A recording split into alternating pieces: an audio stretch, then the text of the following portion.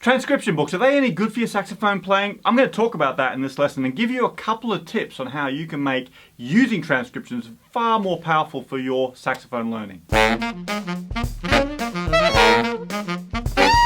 So I was searching around online this week and I came across these new Omnibooks from Hal Leonard. They're actually probably not that new, they've been out for a little while, but I got this Cannonball one just to check it out because I'm a huge Cannonball Adderley fan. If you've not checked him out as an alto player, I think he's one of the greatest inspirations really for playing from a technical point of view. Sort of took what Charlie Parker did, but took it a little bit further in my opinion. Anyway, so I wanted to see, are these transcriptions? Look at all this stuff in here. It would take thousands of hours to do all these transcriptions. So I wanted to have a look at them and see if they're any good. And it made me think about that question, are transcription books any good for your saxophone playing? Because a lot of us will get a transcription book and that'll be the only sort of work that we do in terms of learning about other players. Now first of all, let me say that studying other great saxophone players is one of the greatest things you can do to improve your playing. Whether you're an alto player or a tenor player, soprano, baritone, doesn't matter. Looking at other great artists and really digging into their style is a great way to develop your own style. Every great player in the history of saxophone has done that, and I suggest that you do that as well if you really want to move ahead quickly. However, what's the right way to go about doing it? Now in my opinion, transcription books are actually a pretty powerful tool.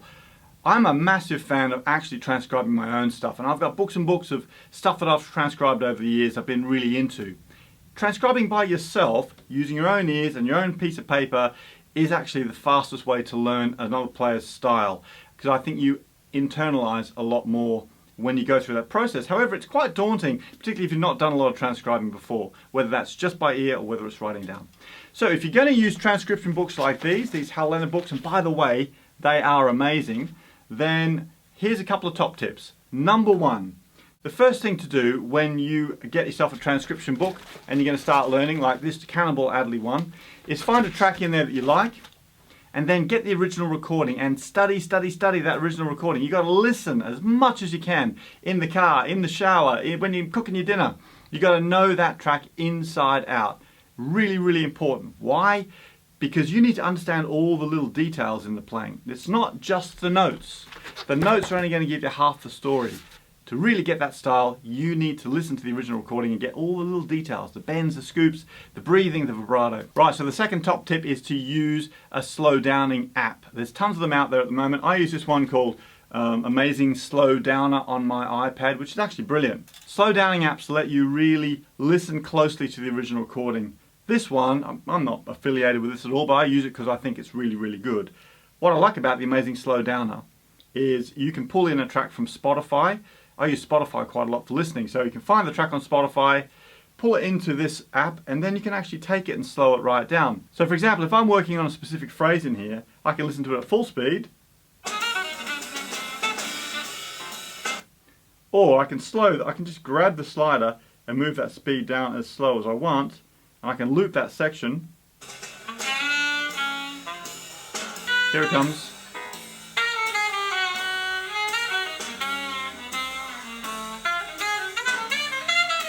Now did you hear, when I listen to it slowly, I can hear all the little bends and scoops and the way he's using his vibrato and all the things that make that sound amazing when it's fast. Plus, it's easier to play it slow.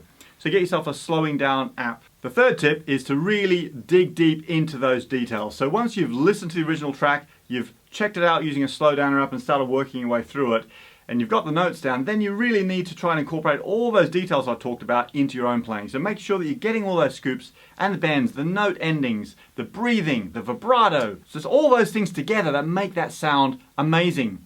And it's only when you put them all into your own playing that you really start to create that sound. Now, I'm not suggesting that you try and sound like a clone of Cannonball Adderley or Charlie Parker or John Coltrane or whoever you happen to be into, Stan Getz, Chris Potter, but by studying somebody's style like that, you can incorporate elements of their style into your own playing, and that's going to start to create your own sound. Very, very important. Now, once I'm really comfy with the transcription, the thing I like to do sort of best, the thing I'm working toward with the transcription is to be able to record myself playing along with the original recording. So I use Logic in my studio here, and I've bought the track off iTunes, I've dragged it into Logic, and now what I'm going to do is record my saxophone over the top of the original recording, and that way I can go back and listen, and you'd be surprised the stuff that comes up when you do that, that you think, oh, I thought I got that right, and actually it sounds pretty rubbish, so then you can go back and fix it. And eventually, do that a few times, it starts to sound amazing. Might not sound amazing the first time though.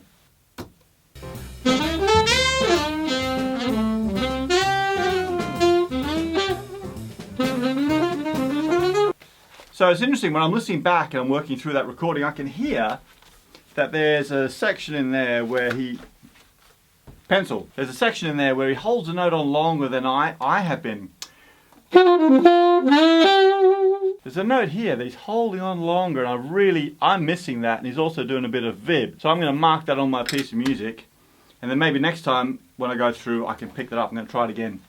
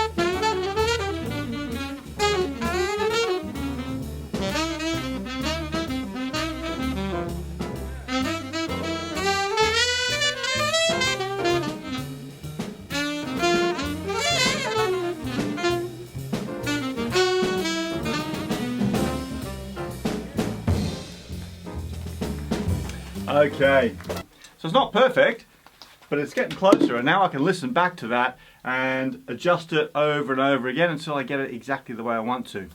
So, I hope that's been helpful to you. If you're using transcription books, please follow through these 3 steps, because I definitely think listening, using a slow down program, getting the details right is going to help you to get the most out of your transcribing, and that's going to help you to progress as fast as possible. If you want more tips like this, you want to really move ahead with your saxophone playing and also get access to a load of transcriptions that I've done already, check out Sax School. You can get a 30-day trial to it at the moment, and there's hundreds and hundreds of lessons in there.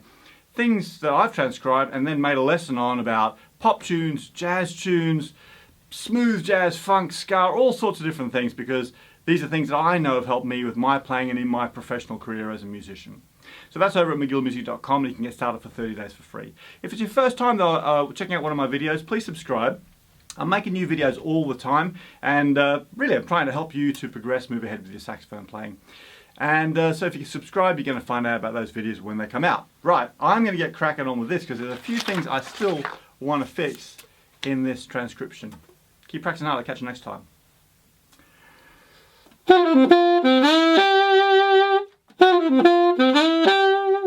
Thank you.